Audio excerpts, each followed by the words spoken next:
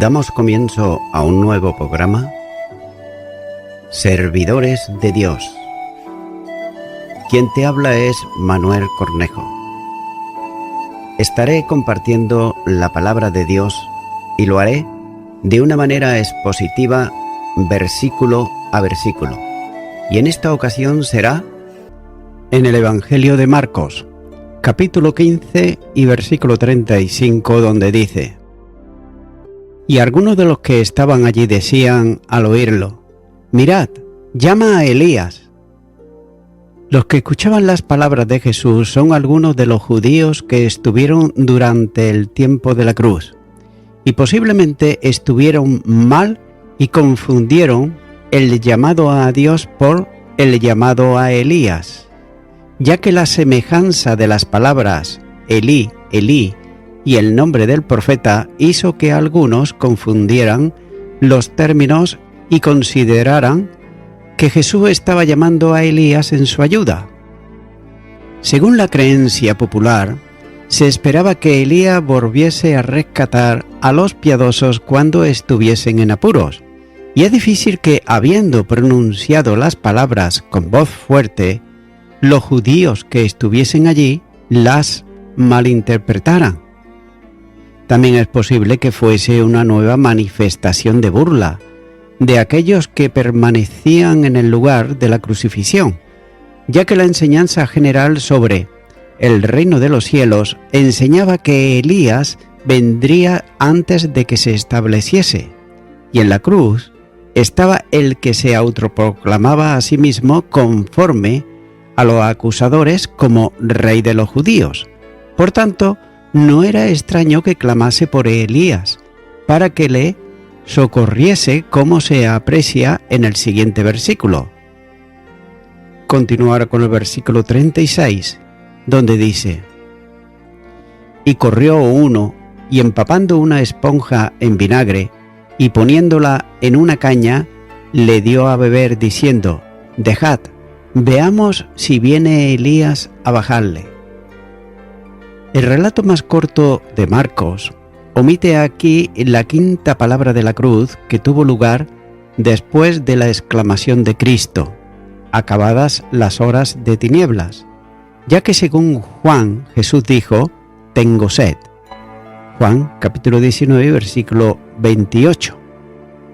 En respuesta a la petición se describe la escena de alguien que corriendo empapa de vinagre una esponja para darle de beber. Existe la duda de quién sería el que acudió a dar de beber a Jesús, ya que es muy posible que fuese uno de los soldados, tal vez por orden del centurión o incluso compasivo ante el sufrimiento del Señor.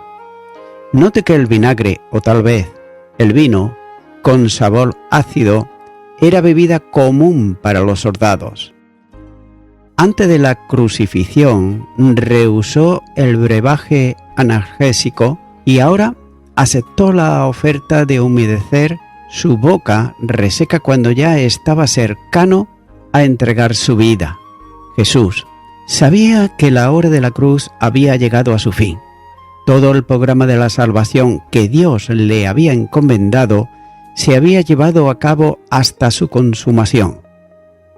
Y fue entonces superada la obra de redención de la que tan solo faltaba entregar voluntariamente su vida física, que se acordó de sus propias necesidades humanas y manifestó que tenía sed. Y note cómo hasta en esto se cumplía la profecía.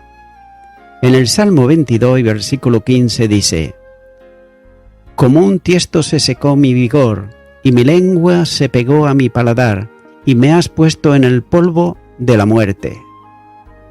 No es fácil reconciliar el acto bondadoso de dar de beber a Jesús con las palabras que siguen de desprecio, cuando dice: Dejad, veamos si viene Elías a bajarle. Y por otro lado, Mateo dice que mientras uno le daba de beber, eran otros los que decían de este modo. En Mateo capítulo 27 y los versículos 48 y 49, donde dice: Y al instante corriendo uno de ellos tomó una esponja y la empapó de vinagre, y poniéndola en la caña le dio de beber. Pero los otros decían: deja, veamos si viene Elías a librarle.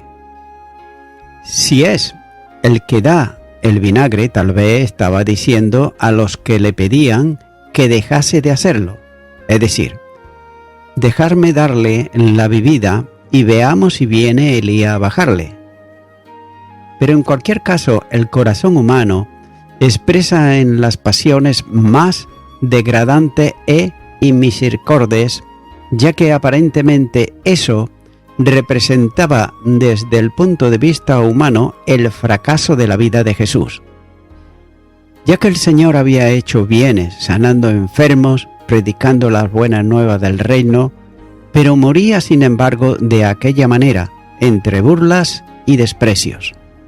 Sin embargo, Dios le había tratado como sustituto de los pecadores, descargando sobre él la ira santa, correspondiente al pecado que se había responsabilizado delante de Dios. El juicio de la santidad divina había conducido al Hijo a la situación que se ha considerado, es decir, de soledad, de separación, de angustia y sufrimiento. Y todo ello debido a la santidad de Dios. Con mucha claridad lo expresa el Salmo que Jesús acababa de recitar. El Salmo 22 y los versículos 3 y versículo 6 dice: pero tú eres santo, mas yo soy gusano y no hombre, oprobio de los hombres y despreciado del pueblo. El Señor sufría conforme al consejo eterno que le había predestinado a este fin. La primera carta de Pedro, capítulo 1 y versículo 20, dice: ya destinado desde antes de la fundación del mundo, pero manifestado en los postreros tiempos por amor de vosotros. Fue por la autoridad de su Padre que entregaba su vida. Juan, capítulo 10, versículo 18 dice: nadie me la quita, sino que yo de mí mismo la pongo. Tengo poder para ponerla y tengo poder para volverla a tomar. Ese mandamiento recibí de mi Padre. Por tanto, fue porque Dios era santo que el pecado debía de ser expiado y la cuenta de la redención saldada. Cristo estaba en la cruz solo y únicamente por la santidad de Dios, ya que nadie podría estar cerca de Él sin ser absolutamente santo. El Salmo 24 y los versículos 3 y 4 dice: ¿quién subirá al monte de Jehová? ¿Y quién estará en su lugar santo? El limpio de manos y puro de corazón, el que no ha elevado su alma a cosas vanas, ni jurado con engaño. Por tanto, era necesario que sufriera todo aquello para consumar la redención y además abrir la puerta nuevamente del pecador a la presencia de Dios. Es más, no solo abrir la puerta a la comunión, sino hacer algo mucho más grande: llevar a los perdidos pecadores, enemigos de Dios, en malas obras, por medio de la reconciliación. Como dice Romanos capítulo 5 y versículo 10, porque si siendo enemigos fuimos reconciliados con Dios por la muerte de su Hijo, mucho más estando reconciliados, seremos salvos por su vida. Y también a una nueva dimensión de relación con Él en la condición de Hijo. Juan capítulo 1 y versículo 12 dice: mas a todos los que le recibieron, a los que creen en su nombre, le dio la potestad de ser hechos hijos de Dios. Y aún más, ser hechos partícipes en la divina naturaleza. La segunda carta de Pedro, capítulo 1 y versículo 4 dice: por medio de las cuales nos ha dado preciosas y grandísimas promesas, para que por ellas llegaseis a ser partícipes de la naturaleza divina, habiendo huido de la corrupción que hay en el mundo, a causa de la concupiscencia, y también para ser eternamente miembros de la familia de Dios. Efesios, capítulo 2 y versículo 19 dice: Así que ya no soy extranjero ni advenedizos, sino conciudadano de los santos y miembros de la familia de Dios. Para esto Jesús tenía que ser reducido a la condición comparable con un gusano y no hombre, sin defensa alguna, al que puede pisotearse, ya que moría fuera de la ciudad como ofrenda por el pecado, donde el fuego de la ira de Dios redujo el sacrificio a cenizas en medio de la desolación. Mientras el turbión de la ira divina bajó sobre él, guardó silencio, y luego, sí, ahora, habla de nuevo y manifiesta su necesidad personal en la sed ardiente que le abrasaba. Esto quiere decir que el juicio había terminado y las demandas de la justicia divina habían sido cumplidas. Pero por otro lado, los burladores seguían burlándose, pero a pesar de todos sus intentos, la obra de redención había sido ya hecha.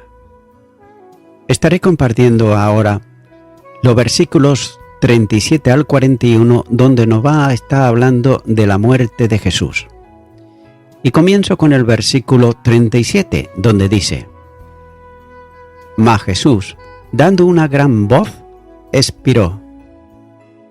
Aquí Marco hace referencia a la última gran voz de Jesús sobre la cruz.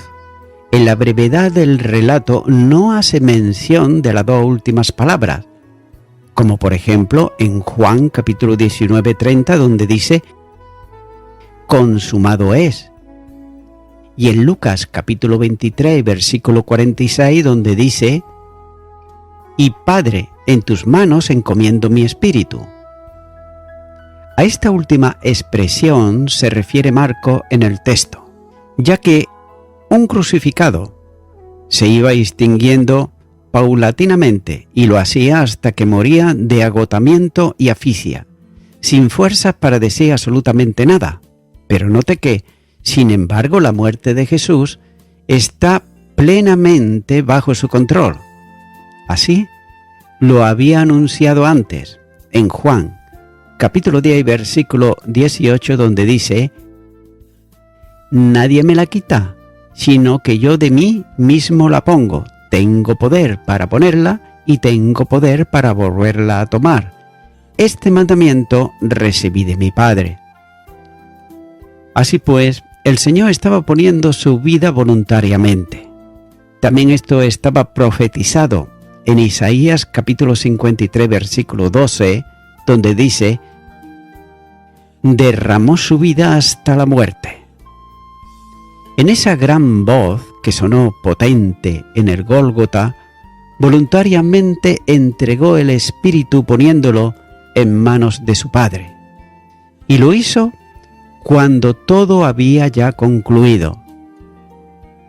La obra de redención había sido llevada a cabo en plenitud, ya que nada quedaba por hacer. Por tanto, él mismo dijo: consumado es. El control absoluto de Jesús sobre su vida, que entregaba voluntariamente, se aprecia también en que antes de entregar el Espíritu inclinó la cabeza. Juan, capítulo 19 y versículo 30 dice: cuando Jesús hubo tomado el vinagre, dijo: consumado es, y habiendo inclinado la cabeza, entregó el Espíritu. Cuando lo natural hubiera sido entregar al Espíritu y la muerte haría que la cabeza se inclinase por falta de vida, vemos que la parte espiritual de la humanidad de Jesús voló a la presencia del Padre, como ocurre hoy con todo creyente en Él. Y juntamente con Él llevó también el alma del ladrón arrepentido según le había prometido, en Lucas capítulo 23, versículo 43, donde dice: Entonces Jesús le dijo: De cierto te digo que hoy estarás conmigo en el paraíso. En la mañana de la resurrección, la parte espiritual de Jesús sería unida a su cuerpo resucitado para no morir jamás. Y surge aquí una pregunta en la consideración del texto, y es que, aunque realmente se aprecia que la muerte de Jesús fue sobrenatural, entonces cabe hacerse la siguiente pregunta: ¿cuál fue la causa física que produjo la muerte humana del Salvador? Se han hecho múltiples propuestas, una de las cuales, según la ciencia médica, es la más válida, consistente en la rotura del corazón. De ahí que el agua y la sangre mezclada que salieron tras la lanzada del soldado. Juan, capítulo 19, versículo 34, dice: Pero uno de los soldados le abrió el costado con una lanza, y al instante salió sangre y agua. Pudiera ser esta la causa física utilizada en la omnipotencia divina, pero con todo no hay forma de resolver satisfactoriamente esta cuestión, ya que lo importante es la última frase que recogen los evangelios y de la que Marcos hace referencia como una gran voz. Esa expresión, Padre, en tus manos encomiendo mi espíritu, de Lucas capítulo 23 versículo 46, es el cierre de la relación de Jesús con el Padre durante la cruz, ya que desde la primera expresión del crucificado hasta esta última, la relación paterno-filial entre el Padre y el Hijo quedan patentes. Tan solo al finalizar el tiempo de su muerte espiritual, se dirigió al Padre llamándole Dios, versículo 34. Y lo hace como correspondía a una situación en la que él estaba sustituyendo y recibiendo sobre sí el juicio por el pecado. El Señor oró al Padre en Getsemaní, pidiéndole ser liberado de la muerte. Hebreos, capítulo 5 y versículo 7 dice: Y Cristo en los días de su carne, ofreciendo ruego y súplicas con gran clamor y lágrimas, al que le podía librar de la muerte, fue oído a causa de su temor reverente. Note cómo se dice que fue oído. Por tanto, lo que se produjo después de las horas de tinieblas fue la aceptación del Padre como suficiente en relación con la muerte espiritual del Hijo, de modo que, junto con la luz que siguió a la oscuridad en que se había visto sumida la tierra, también se aprecia la restauración plena de la comunión entre el crucificado y el Padre, de modo que la relación eterna y temporal en cuanto a la humanidad quede en la misma condición y el Hijo habla al Padre en la forma en que siempre lo hizo: Padre, en tus manos encomiendo mi espíritu. Note que el que había sido ejemplo de oración durante todo su ministerio concluye el tiempo de sacrificio expiatorio por el pecado y entra en la muerte física orando al Padre y tomando también de la palabra su oración final. El Salmo 31 y versículo 5 dice: En tu mano encomiendo mi espíritu, tú me has redimido, oh Jehová, Dios de verdad. Nótese cómo oración y palabra estuvieron unidas en la vida del Salvador, y es sorprendente este admirable hecho en el que el autor de la vida concedía permiso a la muerte para que tomase posición momentánea en su vida humana, ya que era una entrega consciente para que pudiese ser un sacrificio voluntario, única forma, por otro lado, de satisfacer al tiempo la justicia de Dios y la salvación de los hombres. La muerte no tenía poder sobre él si él mismo no se lo permitía, de modo que se cumplía también lo que había dicho antes, que nadie le quitaba la vida, sino que la ponía voluntariamente por sí mismo. El cosmos entero debía saber por boca del Salvador que el plan eterno de redención se había consumado y que la muerte había perdido en él su mordiente, esto es, había quedado despojada del aguijón para quienes están en Cristo Jesús. La primera carta a los Corintios, capítulo 15 y versículo 55, dice: ¿Dónde está, oh muerte, tu aguijón? ¿Dónde, oh sepulcro, tu victoria? Y otra reflexión en relación con la muerte de Jesús tiene que ver con la realidad de que Dios, al enviar a su Hijo al mundo, como dice Gálatas capítulo 4 y versículo 4, pero cuando vino el cumplimiento del tiempo, Dios envió a su Hijo nacido de mujer y nacido bajo la ley. Es por eso que Dios, al enviar a su Hijo al mundo, se envía a sí mismo con él, ya que la encarnación, en la que el Verbo se hace hombre, alcanza la suprema expresión de comunión entre el Creador y la criatura. La encarnación se convierte en gracia redentora y lo hace cuando Dios viene al encuentro del pecador, caído bajo el poder del pecado, para restaurarlo, buscándolo y alcanzarlo a él mismo.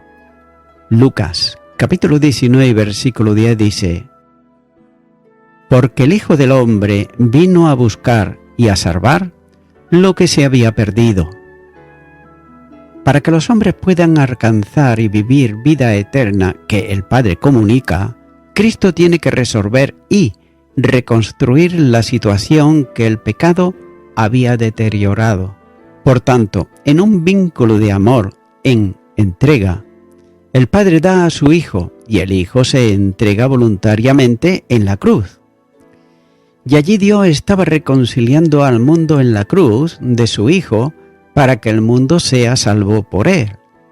Juan capítulo 3 y los versículos 16 al 17 dice: Porque de tal manera amó Dios al mundo, que ha dado a su Hijo unigénito, para que todo aquel que en él cree no se pierda, mas tenga vida eterna.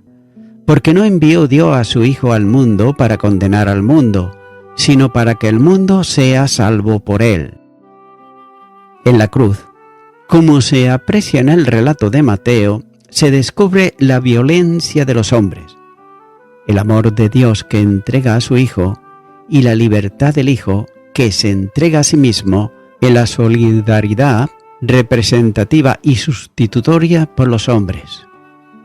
Y también nuevamente es preciso desarrollar el pensamiento del concepto bíblico de ira de Dios, como una forma de designar el amor ofrecido y el sentimiento por el amigo que se apartó, desafiando el amor verdadero que le había sido expresado, ya que cuando el hombre peca, se aleja de Dios, rompe con Dios y al apartarse de la vida entra en la muerte y al separarse del camino entra en la perdición. Por el pecado a quien se ofende y degrada en última instancia es al hombre mismo, ya que la dimensión del pecado del hombre se hace infinita por ser dirigida hacia el ser infinito que es Dios. Pero lo que negativamente deshizo el pecado positivamente, lo rehizo Cristo al morir por nosotros y también a cancelar por nosotros la deuda infinita contraída a causa de nuestros pecados. Afirmar que Cristo expió nuestro pecado significa que Él nos da de su vida de Hijo como potencia destructora del pecado, recreando en Él mismo una nueva relación con Dios en una existencia filial participando en la suya y dándonos definitivo acceso a Dios. La entrega de su vida expresada simbólicamente en el derramamiento de su sangre es la expresión suprema del amor de Dios que provee en Cristo todo lo necesario para que el hombre no perezca esclavo del poder del pecado. Y ese amor de Dios, manifestado en Cristo y aportado en Él, es inseparable ya del creyente, como así señala Romanos capítulo 8 y los versículos 31 al 39. Y voy concluyendo con esto. Este versículo que acabo de leer dice que dando una gran voz. Aquí el Señor está demostrando gran fortaleza, ya que debe de tomarse en cuenta el gran sufrimiento al que se había estado enfrentando. Es por eso que el Señor debería revelar también que su vida no le había sido lentamente robada, sino que Él voluntariamente la estaba dando. Amigo y amiga oyente, su muerte fue un acto de su voluntad, no un derrumbamiento involuntario.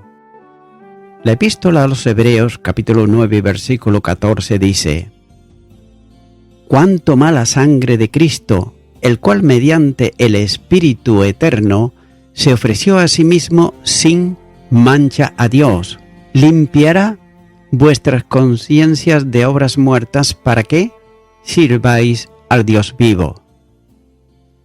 Amigo y amiga oyente, solamente Jesucristo murió a favor del pecador, de la pecadora, arrepentido y arrepentida. Y solamente Jesucristo puede limpiar nuestras conciencias de toda obra mala que hayamos hecho en nuestra vida, ya que solamente con una conciencia limpia por Cristo se puede servir a Dios y nos podemos acercar a Dios confiadamente. Es por eso que mi amigo, mi amiga oyente, yo te animo ahora a que tú puedas orar conmigo una oración de fe para recibir a Cristo en tu corazón. Ora conmigo y di ahí a donde estás. Señor Jesucristo, entiendo que tú dites tu vida en la cruz del Calvario por mis pecados. Entiendo que soy una persona pecadora y que necesito salvación de tu parte, ya que no hay otro nombre dado a los hombres en el cual se pueda ser salvo. Por eso, te pido perdón por todos mis pecados y me arrepiento de ellos. Y ahora, en este momento, te recibo a ti, Jesucristo, como mi único y suficiente Salvador. En tu nombre, amén. Amigo y amiga oyente, si tú has hecho esta oración de corazón, te recomiendo que comiences a orar a Dios, en primer lugar, en el nombre del Señor Jesucristo. Orar a Dios no es rezar, sino que es hablar con una persona. También te recomiendo que leas la palabra de Dios y lo hagas a diario. Comienza, por ejemplo, con el Nuevo Testamento. Y también, por último, te recomiendo que para que puedas crecer espiritualmente, te congregues en una iglesia cristiano-evangélica, donde se predique, se enseñe y se practique la sana doctrina y la palabra de Dios. Congrégate ahí y con el tiempo podrás crecer espiritualmente y también servir al Señor Jesucristo. Que Dios te bendiga. Y a toda la audiencia, nuevamente ya me estoy despidiendo de todos ustedes y será hasta el próximo programa. Que Dios os bendiga a todos.